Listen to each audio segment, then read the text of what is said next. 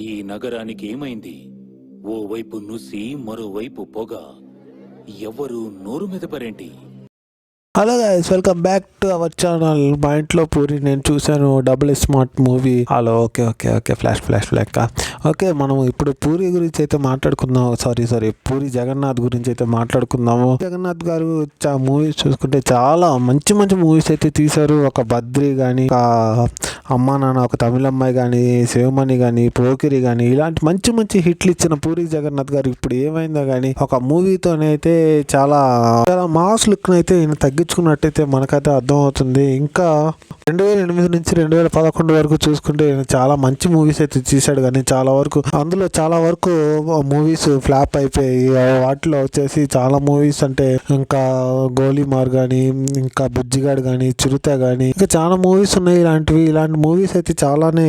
ఈయన ఒక mass look అయితే తెచ్చుకున్నాడు.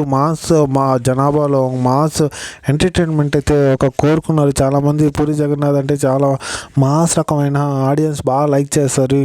బిజినెస్ మ్యాన్ తర్వాత ఇస్మార్ట్ శంకర్, తర్వాత డబుల్ ఇస్మార్ట్ శంకర్, లైగర్ కూడా రావడం జరిగింది. ఈ రెండు మధ్యలో లైగర్ ఒకటి ఫ్లాప్ అయిపోయింది, బాగా ఫ్లాప్ అయింది.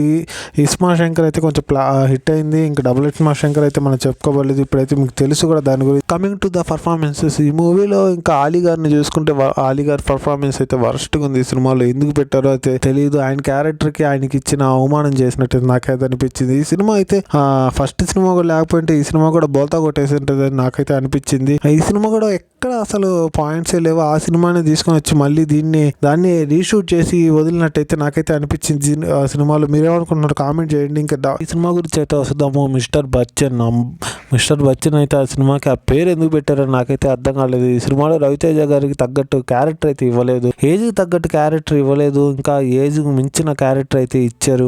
ఎందుకు అంటున్నాను అంటే, ఈ విధంగా రవితేజ గారిని చూస్తే ఒక సింధూరం, ఒక ఈడియట్, ఒక అవును వాళ్ళిద్దరు ఇష్టపడ్డారు. నాకు పూరి గారు చెప్పినట్టు పూరి గారు మంచి హిట్లు కూడా ఇచ్చారు. ఇంకా మూవీకి ఇచ్చిన రవితేజానికి ఇచ్చిన క్యారెక్టర్ వైజ్గా అయితే నాకు ఎక్కడ నచ్చలేదు. ఆయనకి ఇంకా ఫ్యాన్స్ కూడా ఒక రేంజ్లో అయితే తిడుతున్నారు. ఎందుకు తిడుతున్నారు అంటే, ఫ్యాన్స్ రవితేజాన్ని చూస్తే ఒక మాస్ లుక్ అయితే మనకు గుర్తొస్తుంది.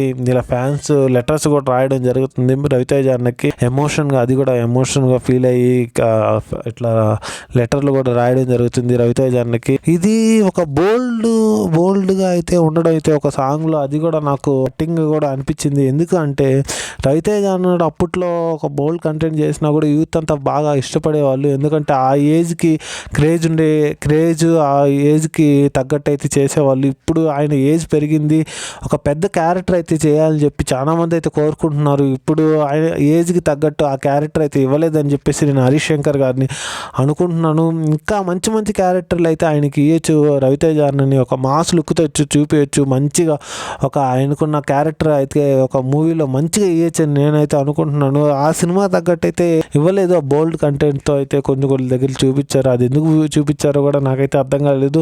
అడిగితే శేఖర్ మాస్టర్ మీద అయితే ఎత్తి వేయడం జరిగింది. ఇంకా ఈ సినిమాకి వచ్చేసి ఇస్మార్ట్ శంకర్ గురించి వచ్చేసి ఈయన ఆలీ గారి క్యారెక్టర్ అయితే నాకు వరస్ట్గా అనిపించింది. అది చెప్పినట్టు ఆయన క్యారెక్టర్ ఎందుకు పెట్టారో కూడా తెలియదు నాకు. ఈ టోటల్ ఈ రెండు సినిమాలు కూడా ఒక ఇప్పుడు మొన్న ఈ వీక్లో వచ్చినప్పుడు రెండు బోల్తా కొట్టడం అయితే జరిగింది.